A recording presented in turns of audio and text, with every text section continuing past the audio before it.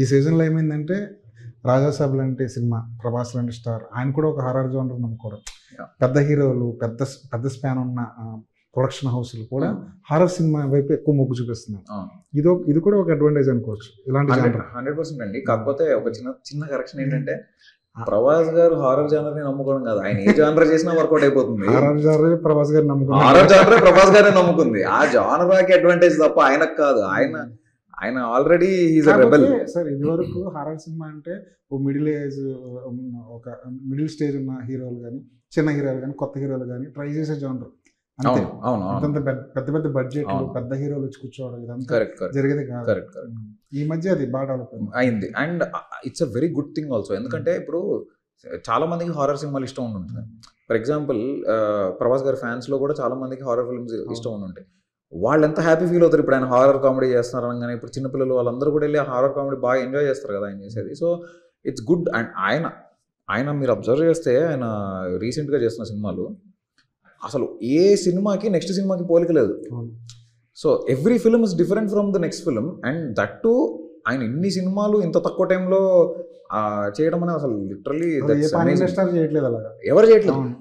ఆయన ఒక్కళ్ళు తీసుకొచ్చినంత బిజినెస్ ఇండస్ట్రీకి నాకు తెలిసి మిగతా వాళ్ళందరూ కలిసి చేస్తున్నట్టుంది. ప్రభాస్ గారు ఒకవైపు, మొత్తం మిగతా హీరోలంతా ఒకవైపు అన్నట్టుంది. అదే వాళ్ళు తక్కువ అని కాదు కానీ, బట్ థింగ్ ఏంటంటే ఆయన ఒక్కళ్ళు ఇంత బిజినెస్ ఇండస్ట్రీకి తీసుకురావడం అనేది it's not a joke, not at all a joke. Hats off to him for that. ఒకవైపు రాజాసాబ్ ఉంది, ఒకవైపు ఫౌజీ ఉంది, ఒకవైపు సలార్ 2 ఉంది. అవి ఏవి ఒకదానితో ఒకటి సంబంధం లేదు. అండ్ స్పిరిట్ ఉంది సందీప్ బంగా గారిది.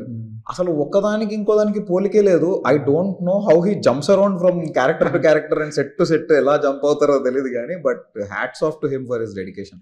అండ్ నాకు తెలిసి ప్రభాస్ గారు ఇంతకు ముందు బిఫోర్ బాహుబలి నాకు తెలిసి ఇంత కంటిన్యూస్గా ఇన్ని సినిమాలు ప్యారల్గా చేయలేదు. ఎప్పుడైతే ఆయనకి నా మీద ఇండస్ట్రీకి ఇంత బిజినెస్ రన్ అవుతుందన్న మ్యాటర్ అర్థమైందో నాకు తెలిసి అప్పటి నుంచి ఆయన ఇంకా ఎక్కువ మూవీస్ చేయడం స్టార్ట్ చేశారు, which is very very good and healthy thing. మంచి అబ్జర్వేషన్. తర్వాత రాజాసాబ్ చూసా, అదిరిపోయింది. నాకు యాక్చువల్లీ మారుతి గారు బాగా పరిచయం అనమాట. ఆయన ఎప్పుడు ఎంకరేజ్ చేస్తూ ఉంటారు, చాలా సపోర్టివ్గా మాట్లాడుతూ ఉంటారు ఆల్వేస్ నా గురించి. సో గీతార్ట్స్లో ఉన్నప్పటి నుంచి నాకు ఆయన పరిచయం. అయితే ఆయన ఎప్పుడైతే ప్రభాస్ గారితో సినిమా చేస్తున్నారు అని నాకు తెలిసిందో, నేను అప్పుడే అసలు అదిరిపోద్ది ఈ కాంబినేషన్. బికాజ్ ఆయనకు ఒక డిఫరెంట్ టైప్ ఆఫ్ ఒక టింజ్ ఉంటుంది. ఆ టింజ్ మాసుల్లో బీభత్సంగా కనెక్ట్ అవుతారు.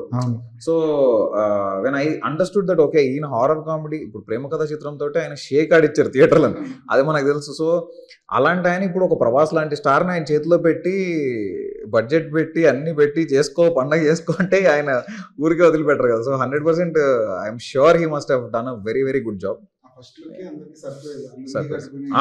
హైలైట్. అండ్ మెయిన్ థింగ్ దానిపైన డార్లింగ్ ఇన్ డైనోసార్ అవుతారని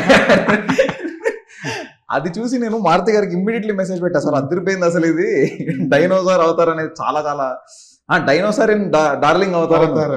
సో డార్లింగ్ అవుతారు అనగానే నాకు అసలు మళ్ళీ అప్పట్లో డార్లింగ్, అప్పట్లో మిస్టర్ పర్ఫెక్ట్, అప్పుడు ఆయన ఎంత ఎనర్జెటిక్ గా ఉండేవాళ్ళు, మళ్ళీ ఆ వైబ్ వచ్చింది అనిపించింది.